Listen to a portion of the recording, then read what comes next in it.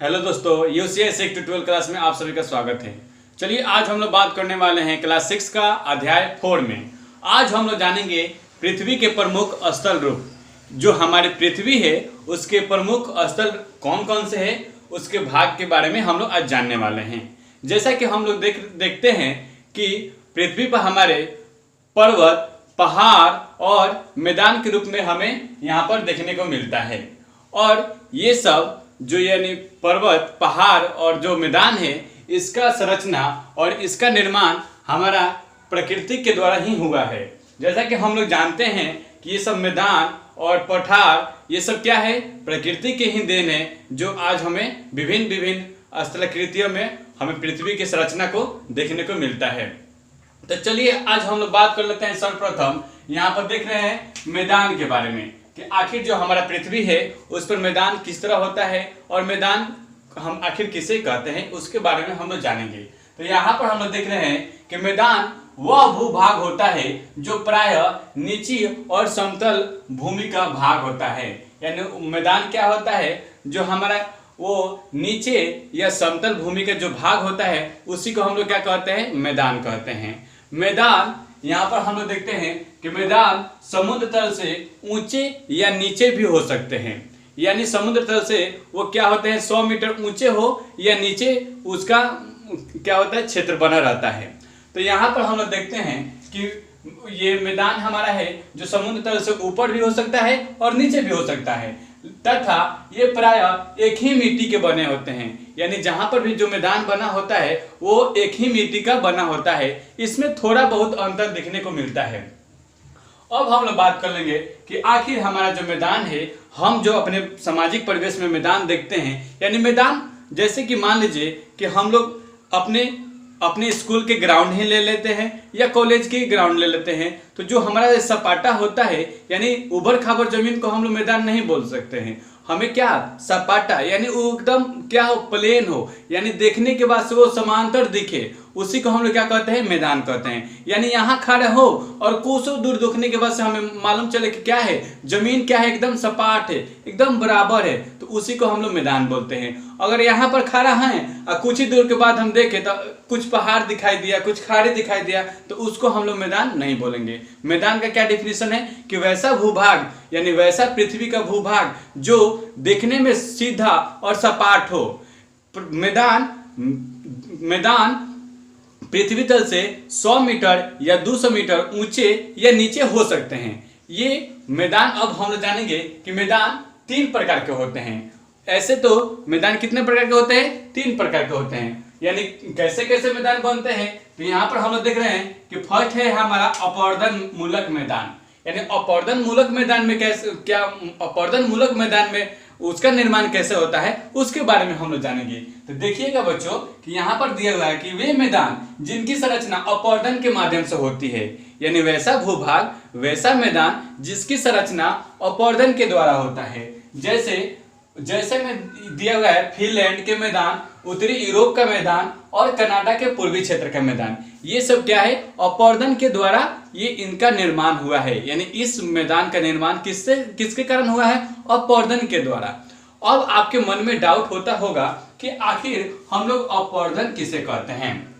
तो ध्यान दीजिएगा, जो अपवर्तन यानी मिट्टी के टूटने से, यानी जो हमारा मान लीजिए ये हमारा मिट्टी है, ये हमारा मान लीजिए ये हमारा ये मिट्टी है, ये हमारा मिट्टी बना हुआ है, ये हमारा यहाँ पर मिट्टी है, और ये क्या है, ये टूट कर यानी ये घिस कर धीरे धीरे ये क्या ले लेती है, या आंधी के द्वारा, या बोलते हैं वायु के द्वारा, या बोलते हैं जल के द्वारा बहाकर ये क्या होता है, यानी इसका क्षरण होता है। यानी जो हमारा टीला बना रहता है उसका क्या होता है, क्षरण होता है। ये क्षरण यानी उसको थोड़ा सा आप बरसात होता हुए देखे होंगे, तो उसमें आपको देखने को क्या मिलता होगा, जो हमारे जो कच्ची सड़क होती है उस पर का मिट्टी क्या होता है, दहकर नीचे चले जाते हैं। यानी वो पानी के बहाव से क्या होते हैं, मिट्टी नीचे चले जाते हैं और एक मैदान के रूप ले लेते हैं, जिसको हम लोग अपवर्तन करते हैं। ठीक है, अपवर्तन को रोकने के लिए सरकार ने क्या किया है, जगह जगह पर पेड़ पौधा लगाया है, जिससे मिट्टी का क्षरण ना हो, अपरदन ना हो और हमारा क्या है हरियाली बनी रहे। लेकिन हम तो यहाँ पर मैदान के बारे में पढ़ रहे हैं, तो मैदान आखिर यानी अपरदन के माध्यम से मैदान कैसे होता है, तो यही यानी मिट्टी के कटाव के कारण, वो चाहे वायु के द्वारा हो, चाहे मौसमी कोई घटना के कारण हो, चाहे बोलते हैं बारिश के कारण हो, यानी किसी माध्यम से यानी उस मिट्टी का उस टीला का अपरदन हो रहा है, अपरदन यानी क्षरण हो रहा है, जिसके कारण ये पानी के साथ बहाव के कारण ये हमारा एक मैदान का रूप ले लेता है, यानी मैदान का रूप लेता है। उसी को हम लोग कहते हैं अपरदन मूलक मैदान। क्लियर? अब आपसे ये नहीं फंसेगा कि आखिर अपरदन किसे कहते हैं, अपरदन मूलक मैदान आखिर उसका निर्माण कैसे होता है, अब आपको नहीं फंसेगा। उसके बाद से आ रहे हैं हमें यहाँ पर निक्षेपण मूलक मैदान। तो निक्षेपण मूलक मैदान में क्या होता है, यानी इसमें भी क्या होता है, तो इसमें हम लोग देखते हैं कि ये तो एक टीला बना रहता है, उसका अपरदन होता है, यानी एक आपको मिट्टी का टीला बना है, उसका क्या होता है बारिश के कारण, हवा के कारण गिर गिर कर इस समतल मिट्टी का निर्माण हो रहा है, जो मैदान का रूप ले रहा है। लेकिन यहाँ पर देखिएगा बच्चों कि यहाँ पर हम लोग निक्षेपण मूलक मैदान पढ़ रहे हैं। तो यानी यहाँ पर हम लोग देखेंगे कि निक्षेपण की क्रिया द्वारा नदियों, हिमानी, वायु तथा सागरीय तरंग से जो मैदान बनते हैं उसे हम लोग निक्षेपण मैदान कहते हैं। यानी मान लीजिए आपने नदी देखा होगा, ये इसको हम लोग नदी मान लेते हैं। तो ये नदी क्या करती है कि कहीं दूर से मिट्टी लाकर, धूल कण लाकर और कहीं यहाँ पर मुहाना पर चाहे कहीं जमा कर देती है ना।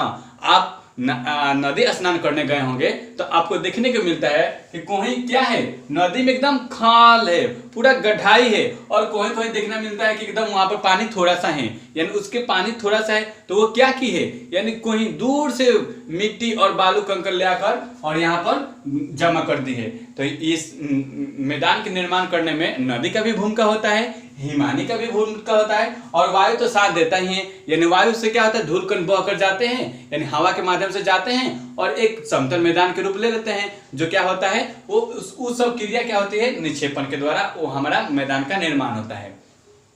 अब हम लोग बात करेंगे, यहाँ पर दिया हुआ है कि आखिर निक्षेपण के द्वारा कौन कौन से मैदान तैयार होते हैं। तो यहाँ पर हम लोग देख रहे हैं कि केरल के तटीय मैदान, यानी जो हमारा यहाँ पर देख रहे हैं, इस ग्राफ में भी देख लेंगे, ये देखिए ये हमारा क्या है, भारत का नक्शा है, जो हम लोग यहाँ पर देख रहे हैं ये हमारा केरल है। तो ये जो केरल का तटीय मैदान है, यानी ये जहाँ जो समुद्र से तट लगा हुआ है, ये भी क्या होता है निक्षेपण के द्वारा, यानी यहाँ से समुद्र के पानी कुछ लाकर, यानी कुछ अवसाद लाकर और यहाँ पर क्या कर लेती है, जमा कर देती है, यानी केरल के तट पर क्या कर देती है, जमा कर देती है, जिसके कारण क्या होता है मैदान का रूप ले लेता है। अब उसके बाद से देख रहे हैं दूसरा एग्जाम्पल क्या है, हंगरी का मैदान, यानी एक हंगरी देश है, वहां पर भी क्या करती है, समुद्र हमारा क्या करता है, कुछ अपरदक यानी उर्वरक खाद ले आकर उसमें जमा कर देते हैं, यानी उस तट पर ये हमारा जो हमारा नदी है, ये नदी का तट ही ना होता है, जो हमारा किनारा होता है, जो नदी का या समुद्र का जो किनारा होता है उसी को हम लोग तट बोलते हैं। क्लियर? तो वहां पर क्या करती है नदी या समुद्र, वहां से अवसाद लाकर यहाँ जमा कर देगी। तो यहाँ पर हमारा केरल में क्या होगा, तटीय मैदान बना, तटीय निर्माण हुआ, और हंगरी में क्या हुआ, हंगरी में भी तटीय मैदान का निर्माण हुआ। अब पढ़ेंगे तीसरा है हमारा, जो तीसरा रूप है मैदान का, उसमें है रचनात्मक मैदान। इसमें क्या होता है कि इस तरह के मैदान का निर्माण पृथ्वी के आंतरिक हलचल, यानी पृथ्वी के आंतरिक हलचल के द्वारा होता है। ये उत्तरी अमेरिका का मैदान और मध्यवर्ती मैदान का निर्माण करती है। तो ये हम समझेंगे कि आखिर पृथ्वी में हलचल कैसे होता है। तो हम लोग जो ध्यान दीजिएगा कि जो ये हमारा पृथ्वी है, इसके अंदर भी कुछ क्या होती हैं, घटनाएं घटती रहती हैं, यानी इसमें जो जीवाश्म दबे रहते हैं उसमें क्या होती है, हलचल होती है, यानी दबाव के कारण उष्मा उत्पन्न होता है, तो ये क्या होती है, फट जाती है, फट जाने के बाद ये विस्तार रूप ले लेती है, जो क्या होता है एक क्या होता है, यहाँ पर हम लोग देख रहे हैं एक रचनात्मक, यानी अपने रचना के अनुसार वो क्या कर लेती है, मैदान का निर्माण कर लेती है। तो यहाँ पर हम लोगों ने पढ़ा मैदान के बारे में। और बात ध्यान रखेंगे कि मैदान ही एक हमारा ऐसा भाग है जहां पर हम अपना जीवन सही तरीके से, यानी सही सुसज्जित तरीके से यापन कर सकते हैं। यानी यहाँ पर यातायात की सुविधा है, भोजन के लिए खेती बाड़ी की सुविधा है, बिजली की सुविधा है, पढ़ने के लिए सब यानी व्यवस्था बना हुआ है। कहाँ पर? मैदान पर। लेकिन वही बात कर लेते हैं, पठार की बात कर लेते हैं, चाहे पहाड़ की बात कर लेते हैं, लेकिन वहाँ पर क्या होता है, ये सब सुविधा जो हमारे मैदानी क्षेत्र में मिलता है वहाँ पर देखने को नहीं मिलता है। जैसे हम लोग अब अपने बात करेंगे पठार के बारे में। इसमें क्या होता है कि मैदानी का भाग के अलावा पठार भी हमारे देश में मिलता है, यानी मैदान के अलावा भी हमारे देश में क्या है जी, पठार भी है।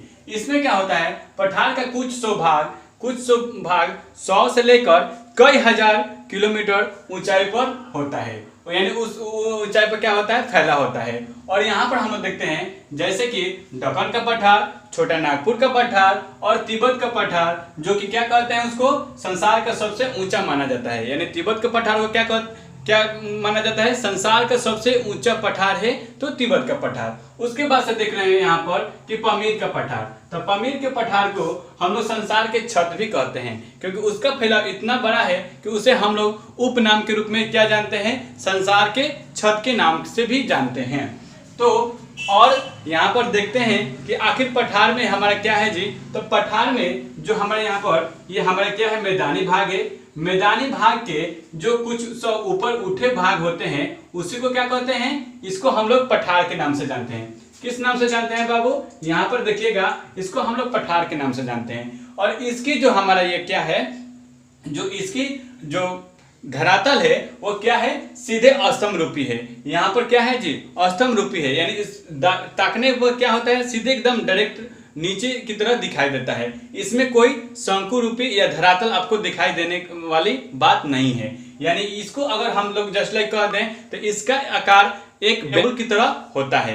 यानी ऊपर से ताकने के बाद से, जैसे हम लोग एक टेबल ले लेते हैं, अगर उसको ऊपर से ताकने के बाद से सीधे क्या लगता है, खाई जैसा, यानी नीचे जैसा दिखाई देता है। उसी तरह पठार का भी क्या है कि ये हमारा ये सीधा सा पठार है, और इसके नीचे ताकने पर ये हमारा धरातल देखने को नहीं मिलेगा, सीधे डायरेक्ट क्या मिलेगा, खाई मिलेगा। उसी को हम लोग क्या कहते हैं, पठार कहते हैं। और हम लोग उसके बारे पठार के बारे में जानेंगे कि पठार में आखिर हमें कुछ खनिज पदार्थ भी मिलते हैं, जो हमारे खनिज के रूप में क्या होते हैं, अब्रक होते हैं, लोहा होते हैं, सोना चांदी होते हैं। यानी जो भी हम लोग अपना दैनिक जीवन में उपयोग करते हैं, ये सारी वस्तुएं किससे मिलती है, हमारे पठार से ही प्राप्त होती है। उसके बाद से अब हम लोग बात कर लेंगे अपने पर्वत पर, जानेंगे पर्वत के बारे में। तो यहाँ पर हम लोग देख रहे हैं जैसा कि पर्वत, यानी पर्वत मैदानी भाग के आसपास के क्षेत्रों से बहुत संकीर्ण होता है। ये लंबी श्रृंखला के रूप में भी फैला होता है, ऐसे श्रृंखला को पर्वत कहते हैं। यानी जो हम लोग देखते हैं, यहाँ पर हम लोग दो चीज अभी तक हमने पढ़ा, एक मैदान के बारे में और एक पठार के बारे में। लेकिन अगर पर्वत की बात की जाए तो जो मैदानी भाग होती है, तो वहां पर हम लोग देखने के बाद से एक क्या होता है, जैसा कि यहाँ पर हम फिगर के माध्यम से हम आपको दिखा रहे हैं, ये हमारा क्या है जी, ये मैदानी भाग हो गया। और यहाँ पर हमारा क्या होता है, एक संकीर्ण और एक पहाड़ यानी पर्वत के रूप में हमें दिखने को मिलता है, जिसकी ये आधार यानी नीचे वाले क्या होती हैं, उसका क्षेत्र फैला हुआ होता है, और ऊपर जाते जाते ये संकीर्ण यानी एक नुकीला रूप ले लेता है, जिसे हम लोग क्या कहते हैं, पर्वत कहते हैं। पर्वत में क्या होता है, वो क्या होता है, नुकीला रूप ले लेता है। और इसमें एक और बात ध्यान देंगे कि ये पर्वत, कुछ पर्वत क्या होते हैं, ऊंचे होते हैं, और कुछ पर्वत क्या होते हैं, नीचे होते हैं। यानी किसी का ऊंचाई अधिक होता है और किसी का ऊंचाई कम होता है। और उसके बाद से बात करेंगे कि पर्वत प्राय हिमालय पर नदी भी निकलती है। यानी जो हम लोग पर्वत देखते हैं, उस पर्वत पर क्या होता है, उनसे कुछ नदियां भी निकलती हैं। जैसे कि हिमालय है एक हमारा, जो वहां पर बर्फ भी जमता है और वहां पर नदियां भी निकलती है। यानी हम लोग यहाँ पर देख रहे हैं, जो हमारा ये हमारा एक भारत का नक्शा है, ये हमारा नेपाल है, उसके ऊपर यानी जो हमारा ये हिमालय का क्षेत्र फैला हुआ है। तो यहाँ पर क्या होता है कि इसमें से यहाँ पर क्या होता है कि बर्फ भी जमता है, यानी ऊंचाई होने के कारण यहाँ पर क्या होता है, उसके जो जल वाष्प होते हैं वो गिरते हैं, वहाँ पर बर्फ भी जमता है। और वहाँ पर क्या होता है, बर्फ जमने के कारण वहाँ से कुछ नदियाँ भी निकलती हैं, जो हम लोग अपने सिंचाई के रूप में, यानी जो हम लोग खेती बाड़ी करते हैं, उस नदियों के द्वारा पानी जो उपयोग में लाया जाता है, वो किसके कारण, किसमें लाया जाता है, खेती करने के लिए। यानी खेती करने के लिए सिंचाई के रूप में हम लोग उसको लाते हैं। अब हम लोग देखेंगे यहाँ पर कि जैसा कि हम लोग जानते हैं कि अरावली पर्वत है जो छोटा होने के कारण वहां पर बर्फ नहीं जमता, लेकिन उनसे भी नदियां यानी जो वर्षा के जल होते हैं उनसे भी वर्षा के जल के रूप में नदियां हमारे क्या होती हैं, निकलती हैं।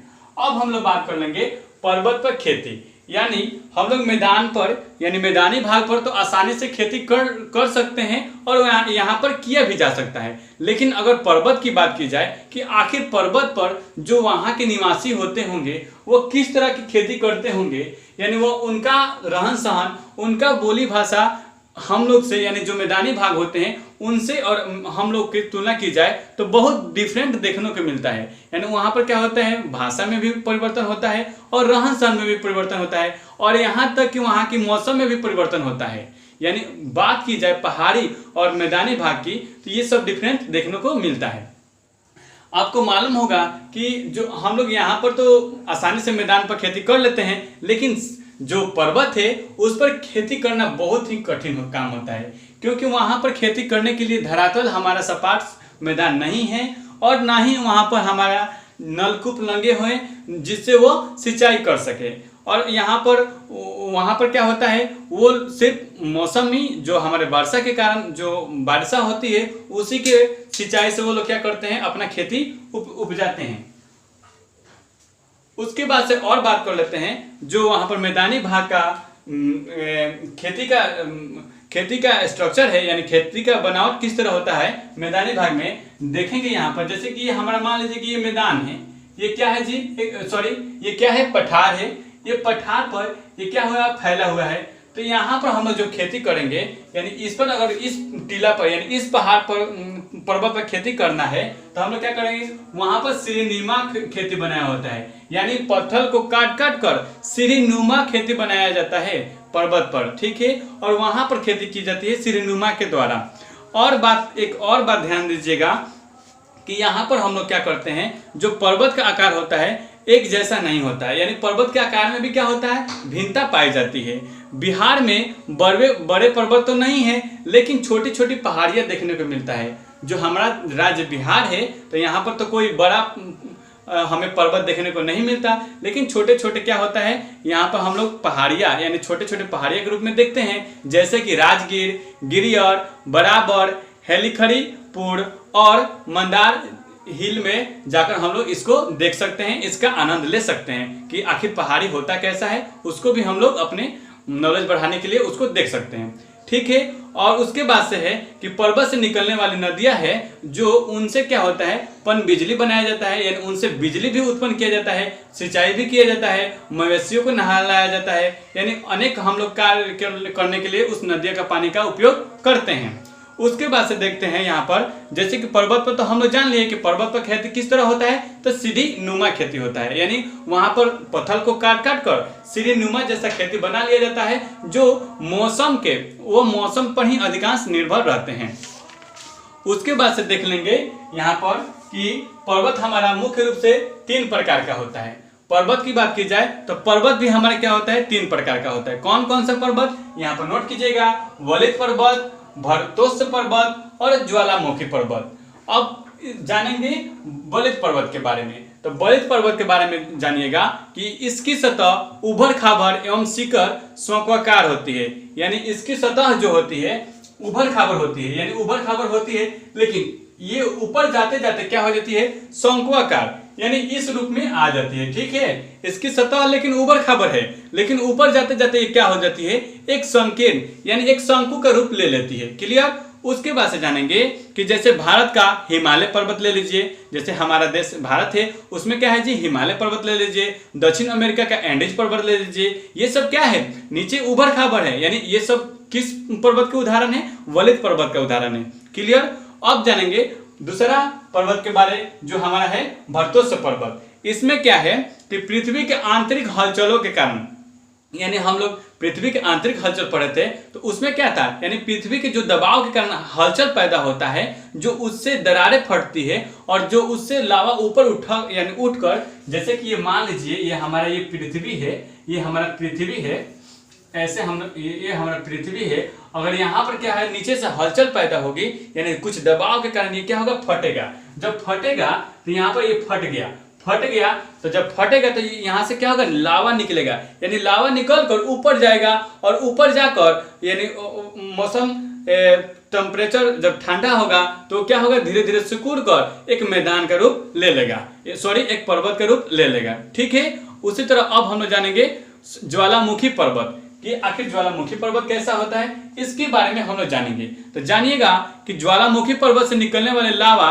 यानी जो हम लोग ज्वालामुखी है, जैसे कि यहाँ पर मान लीजिए ये हमारा पर्वत है, तो ये पर्वत में क्या होता है, ये यहाँ पर क्या होता है, नीचे एक हलचल होता है, यानी यहाँ पर कुछ खनिज लवण दबे होते हैं जो बहुत वर्षों के बाद इसमें क्या होता है, दबाव होता है। दबाव होने के कारण यहाँ पर क्या होता है, हलचलें होती है, और हलचलें होगी तो क्या होगी, ये तो फटेगा ही फटेगा, यानी क्या होगा, ये तो उतना देर बर्दाश्त नहीं कर पाएगा, फटेगा तो ये कोई ना कोई से निकलेगा। तो ये जब निकलेगा तो इसमें से कुछ लावा निकलती है, यानी लावा क्या होती है, निकलती है, यानी फुट फुट के छोटे छोटे रूप में क्या होती है, लावा निकलती है, जो क्या होती है, ठंडा होकर जम जाने से जिन पर्वतों का निर्माण होता है उन्हें ज्वालामुखी पर्वत कहते हैं। यानी जब ये लावा निकलेगा, लावा निकलने के बाद जो हमारा ठंडा होगा, मौसम बदलेगा और ठंडा होगा, जब ठंडा हो जाएगा तो उससे निर्मित पर्वत हम लोग क्या कहते हैं, ज्वालामुखी पर्वत कहते हैं। ठीक है, अब हम लोग जान लेंगे कि जैसे कि मैदानों, पठारों और पहाड़ों में बदलते चेहरे, यानी मैदान भी और पठार भी और पर्वत में भी चेहरा बदलता है, वो कैसे। जैसे कि हमने पढ़ा था कि मैदान में, जैसे कि मान लीजिए कि यहाँ पर मैदान है और कुछ वायु के कारण यहाँ से क्या हुआ, यहाँ से कुछ धूल कण उठकर दूसरी जगह जाकर एक बड़ा मैदान का निर्माण कर देता है। और उसी तरह जैसे निक्षेपण भी पढ़ते हैं, अपवर्धन भी पढ़ते हैं, तो इसमें भी क्या होता है, उसके मैदान में भी क्या होता है, परिवर्तन होते रहता है, यानी कहीं पर बड़ा हो जाता है मैदान और वही मैदान कहीं जब अधिक वर्ष हो जाता है तो वहां पर भी क्या होता है, छोटा होने जाता है, यानी उसका अपवर्धन होने लगता है। जो हमारी आबादियां होती थी, यानी जो हमारा जनसंख्या उस पर निवास करता था, उसका भी क्या होता था, वहां पर क्षति पहुंचता था, क्योंकि वहां का तो जो मिट्टी है, धूलकण है, वो उड़कर यानी अपवर्धन के माध्यम से दूसरे कहीं चला जाता है, जिसके कारण वहां पर जो निवासी हैं वो उनका गुजर बसर करने में बहुत कठिनाई होती थी, और यहाँ के जो निवासी हैं उनको यातायात की सुविधा उतना नहीं मिल पाती थी, जिसके कारण उनके आवास में भी विभिन्नता पाई जाती है। अब हम लोग बात कर लेंगे, जैसे कि हम लोगों ने अपने इस अध्याय के सारे थ्योरम पर बात कर लिया, अब हम लोग अपने नेक्स्ट स्लाइड में इसके क्वेश्चन आंसर पर बात करने वाले हैं। अब बात कर लेते हैं अपने क्वेश्चन आंसर पर। तो इसमें दिया हुआ है क्वेश्चन 1 में कि सही विकल्प को चुने, यानी कुछ ऑब्जेक्टिव के तौर पर आपको विकल्प दे दिया है और उसमें कहा गया है कि इसका सही चुनाव कीजिए। तो ध्यान दीजिएगा, 1 के हम लोग ए में देख रहे हैं कि बिहार में सोन नदी किस तरह के क्षेत्रों से होकर गुजरती है, यानी जो हमारा बिहार है उसमें एक सोन नदी है जो किस क्षेत्र से होकर गुजरती है, उसको हम लोग को बतलाना है। तो यहाँ पर ऑप्शन नंबर 1 में देख रहे हैं कि पहाड़ी क्षेत्र से, पठारी क्षेत्र से, मैदान क्षेत्र से और रेगिस्तान क्षेत्र से। तो यहाँ पर तो रेगिस्तान क्षेत्र होगा ही नहीं, पठारी क्षेत्र होगा ही नहीं, मैदान क्षेत्र भी, हाँ ये हमारा क्या है जी, बिहार की जो सोन नदी है वो मैदान क्षेत्र से होकर गुजरती है, पहाड़ी क्षेत्र से भी वो नहीं गुजरेगी। तो इस तरह हम लोग का एक का 1 नंबर का आंसर क्या हो गया, 1 नंबर का आंसर हमारा क्या हो गया, ग हो गया, यानी ग के रूप में हमें क्या मिला, आंसर मिला। ठीक है, क्या होगा यहाँ पर आंसर क्या होगा, मैदान क्षेत्र में। आप चाहे तो इसको लिख भी सकते हैं, यहाँ पर क्या होगा, मैदान क्षेत्र में। ठीक है, अब हम लोग क्वेश्चन नंबर 1 के 2 की बात करेंगे। तो इसमें दिया हुआ है कि वाल्मीकि नगर बिहार के किस क्षेत्र में अवस्थित है, यानी जो हमारा वाल्मीकि नगर है जो बिहार के किस क्षेत्र में अवस्थित है इसको भी बतलाना है। तो यहाँ पर हमारा आंसर के रूप में क्या हो जाएगा, पश्चिम क्षेत्र, यानी यहाँ पर ऑप्शन में दिया हुआ है ए नंबर में पश्चिमी क्षेत्र, पूर्वी क्षेत्र, दक्षिणी क्षेत्र और उत्तरी क्षेत्र, लेकिन हमारा वाल्मीकि नगर है जो कहाँ है, बिहार में पश्चिमी क्षेत्र में है। तो यहाँ पर हमारा आंसर क्या हो जाएगा, दू का हमारा आंसर हो जाएगा क, क्या हो जाएगा, पश्चिमी क्षेत्र। तो इसको भी क्या कर लीजिएगा, नोट करते जाइएगा एकदम बिल्कुल हमारे साथ। ठीक है, इस तरह हम लोग इसको यानी क्वेश्चन नंबर 2 को भी सॉल्व कर लिए।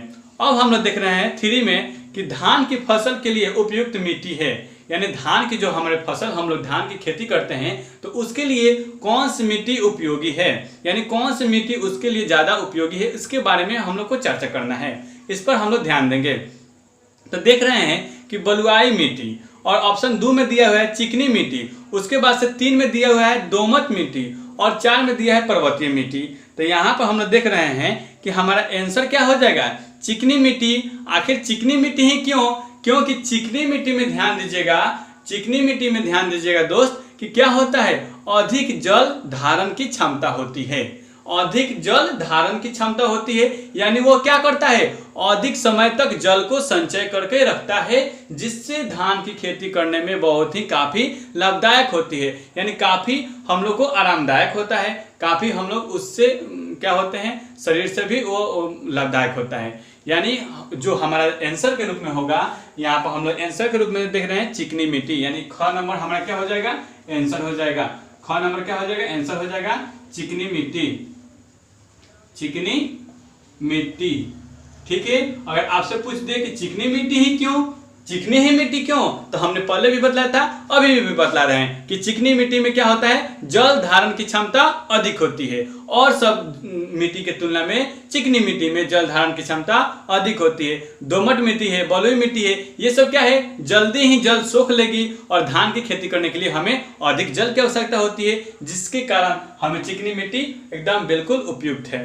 करेक्ट आंसर हमारा चिकनी मिट्टी ही होगा। उसके बाद से ध्यान दे रहे हैं हम लोग 4 नंबर पर कि पठार के ऊपर की सतह होती है, यानी जो हमारा पठार होता है उसके ऊपर वाला सतह कैसा होता है। तो हम लोग यहाँ पर देख रहे हैं ऑप्शन में क्या दिया है, नुकीला होता है, सपाट होता है, संकीर्ण होता है, ढलदार होता है। तो यहाँ पर हमारा क्या हो जाएगा, ऊपरी बात कर रहा है, तो ऊपरी बात में क्या हो जाएगा, हमारा सपाट हो जाएगा। तो यहाँ पर हम लोग देख रहे हैं, यहाँ पर 4 नंबर में हमारा आंसर क्या हो जाएगा, 4 नंबर में हमारा आंसर क्या होगा, सपाट होता है, क्योंकि पठार की बात की जा रही है, न ही पर्वत की और न ही मैदान की। तो पठार का क्या होता है, ऊपरी भाग सपाट होता है, भले धरातल से क्या होता है, धरातल से खबर होता है, लेकिन ऊपरी भाग जो हमारा होता है वो एक टेबल की तरह होता है। ठीक है, अब हम लोग बात कर लेंगे अपने क्वेश्चन नंबर 5 पर। तो इसमें दिया हुआ है कि पर्वतों के कितने प्रकार के होते हैं, यानी जो पर्वत होते हैं वो कितने प्रकार के होते हैं। ऑप्शन में है 4 प्रकार के, 5 प्रकार के, 3 प्रकार के,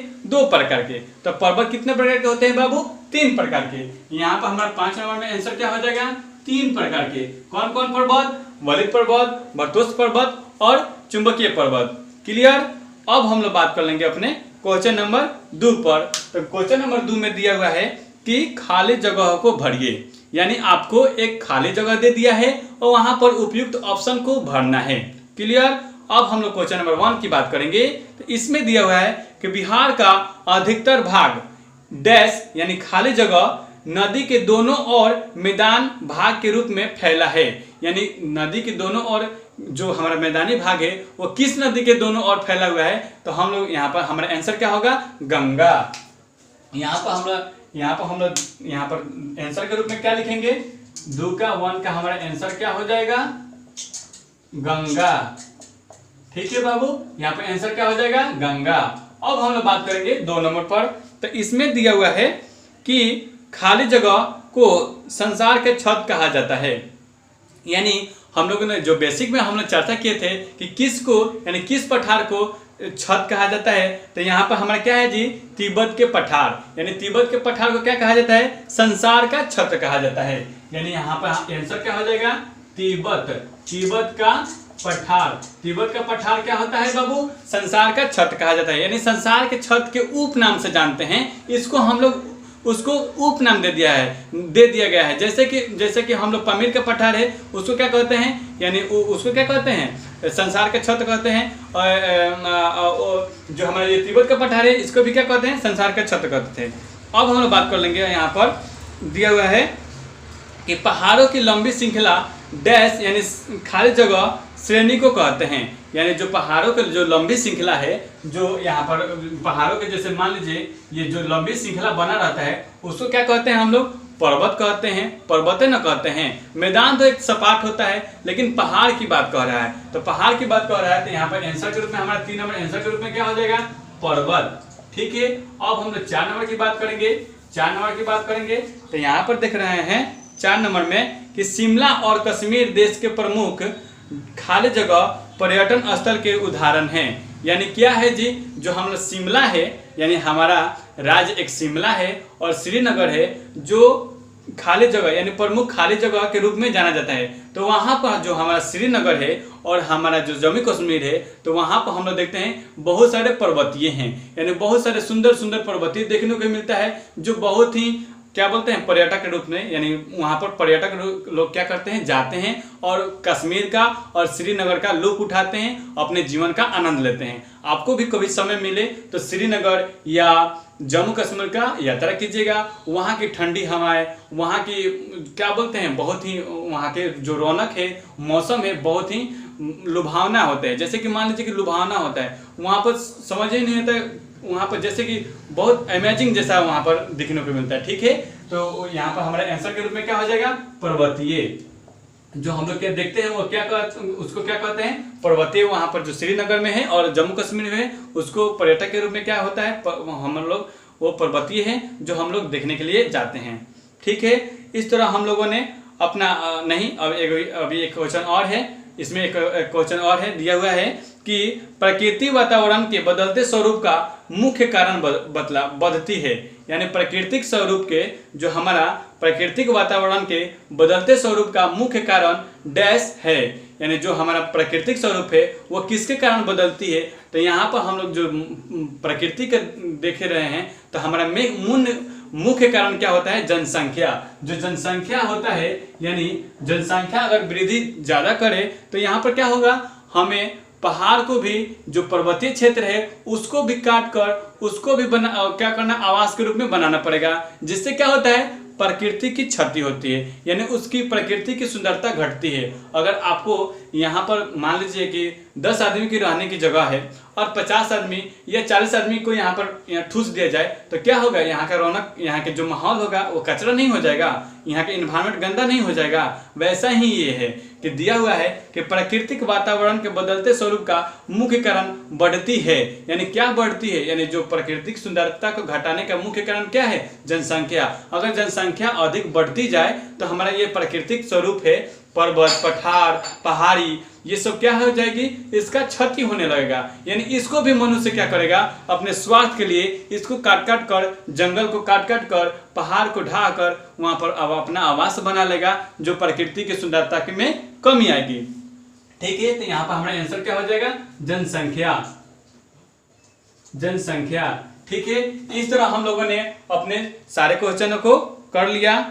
अब हम लोग बात कर लेंगे अपने क्वेश्चन नंबर 3 पर। तो इसमें दिया हुआ है कि सही मिलान करें, यानी एक ऑप्शन दे दिया हुआ है और एक उत्तर के रूप में दे दिया है, उसको आपको सही तरीके से मिलान करना है। तो इसमें हम लोग देख रहे हैं कि हमारा इधर, यानी क्वेश्चन नंबर 3 में देख रहे हैं कि इधर 1 2 दे दिया हुआ है, 1 2 दे दिया है। कितना दिया है क्वेश्चन, इसमें दिया है आपको 5 ठो, सॉरी इसमें 4 ठो क्वेश्चन दे दिया हुआ है।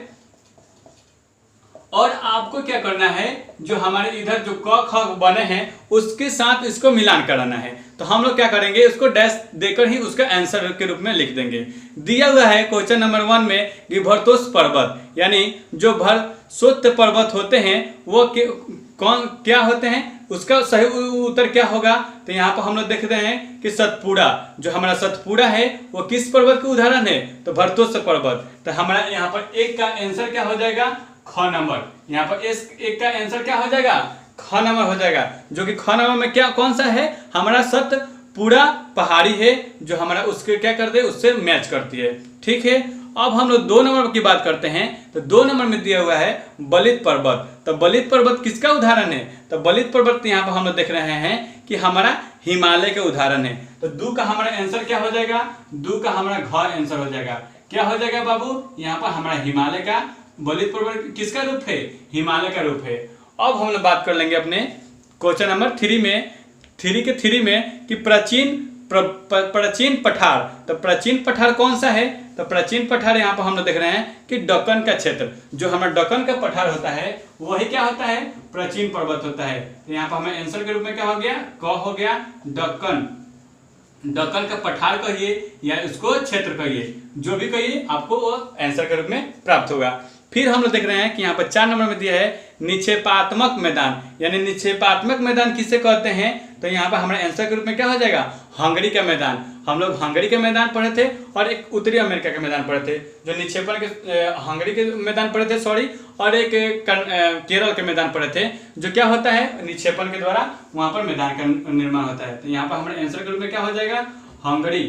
ठीक है, हंगरी का मैदान, हंगरी के मैदान।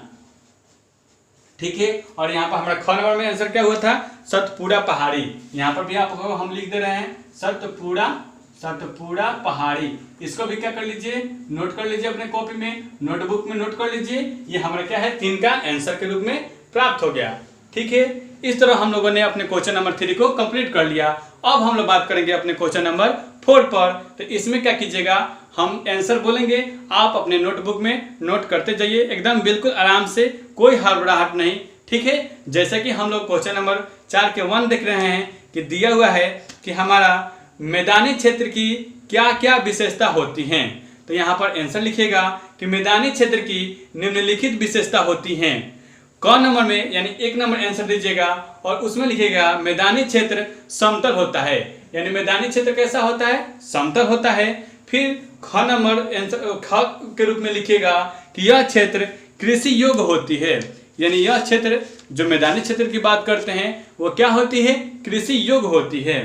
फिर ग नंबर में लिखिएगा कि मैदानी क्षेत्र जीवन यापन के लिए उचित समझा जाता है। यानी मैदानी क्षेत्र में क्या होता है, जीवन यापन करने के लिए उचित समझा जाता है। यहाँ पर जल की सुविधा, यातायात की सुविधा और क्या बोलते हैं, खेती बाड़ी की सुविधा, यानी विभिन्न प्रकार की सुविधाएं उपलब्ध होती है, जिसके कारण हम लोग यहाँ पर जीवन यापन कर सकते हैं। फिर घ नंबर में लिखिएगा कि इन्हीं विशेषताओं के कारण यहाँ पर क्या करते हैं, इन्हीं विशेषताओं के कारण यहाँ पर हम लोग घनी आबादी पाई जाती है। यानी यहाँ पर जो आबादी है वो किसके कारण पाई जाती है, ये सारी अगर विशेषताएं, ये सारी सुविधाएं न रहे तो यहाँ पर घनी आबादी पाई जाएगी, नहीं पाई जाएगी। तो 4th नंबर में क्या लिखिएगा, इन्हीं सुविधाओं के कारण यहाँ पर घनी आबादी पाई जाती है। ठीक है, इस तरह हम लोग क्वेश्चन नंबर 1 के आंसर कंप्लीट कर लिए। अब हम लोग बात करेंगे क्वेश्चन नंबर 2 पर। तो क्वेश्चन नंबर 2 में दिया हुआ है कि सड़क निर्माण का कार्य किस क्षेत्र में आसान से होगा और क्यों। यानी सड़क निर्माण की जो बात की जा रही है वो किस क्षेत्र में आसान से होगा और क्यों। ठीक है, तो इसका आंसर लिखिएगा कि सड़क निर्माण का कार्य मैदानी क्षेत्र में आसान से होगा। मैदानी क्षेत्र में आसान से होगा क्योंकि यहाँ पर बहुत सपाट क्षेत्र मिलता है। यानी यहाँ पर दूर दूर तक हम लोग देखने के बाद से बहुत ही सपाट क्षेत्र मिलता है, जिससे कारण यहाँ पर उबड़ खाबड़ नहीं होता है और हमें सड़क बनाने में सुविधा मिलती है। यानी जो हमारा सड़क निर्माणकारी होते हैं, जो सड़क के ठेकेदार होते हैं, उनको बनाने में क्या होता है, सहूलियत मिलता है और वो आसानी से यानी मैदानी भागों में सड़क का निर्माण कर लेते हैं। ठीक है, इस तरह ये हमारा क्वेश्चन 2 का आंसर हो गया। अब हम लोग बात कर लेंगे अपने क्वेश्चन नंबर 4 की 3 पर। तो 4 का 3 क्वेश्चन पढ़िए और सुनिएगा कि क्या दिया हुआ है कि पर्वत, पठार और मैदान के दोहन से इस पर क्या प्रभाव पड़ता है। यानी जो पर्वत हैं, पठार हैं और मैदान के जो दोहन होता है, यानी दोहन यानी उसका शोषण होता है, उसका शोषण यानी अवक्षेपण होता है, उससे क्या प्रभाव पड़ता है उसको आपको बतलाना है। तो इसका आंसर लिखिएगा कि बढ़ती जनसंख्या के कारण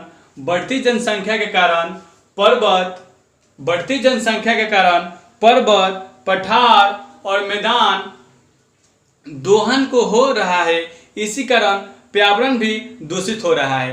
यानी जब हमारा जनसंख्या बढ़ेगा, तो हम लोग ने बेसिक में भी चर्चा किया था कि जब हमारा जनसंख्या बढ़ेगा तो क्या होगा, ये जो हमारे प्रकृति की देन है, पर्वत, पहाड़, पठार, मैदान, ये जो भी हमारे प्रकृति की देन है, इसका क्या होगा, दोहन होगा, शोषण होगा, जिससे क्या इफेक्ट पड़ेगा, ये हमारे प्रकृति की सुंदरता घटेगी।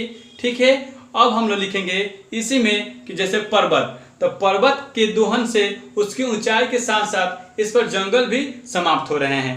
यानी जो हमारे पर्वत देखते हैं वो ऊंचाई के साथ साथ क्या हो रहे हैं, यहाँ के जंगल भी समाप्त हो रहे हैं, पर्वत पर ध्यान दीजिएगा, पर्वत पर अनेक प्रकार की औषधि भी पाई जाती है जो हमारे दवा के रूप में उपयोगी होते हैं। अगर अधिक जनसंख्या हुई तो ये सब क्या क्या होगा, इस सब का क्षति होगा, जो हमारे प्राकृतिक दुष्प्रभाव होगी।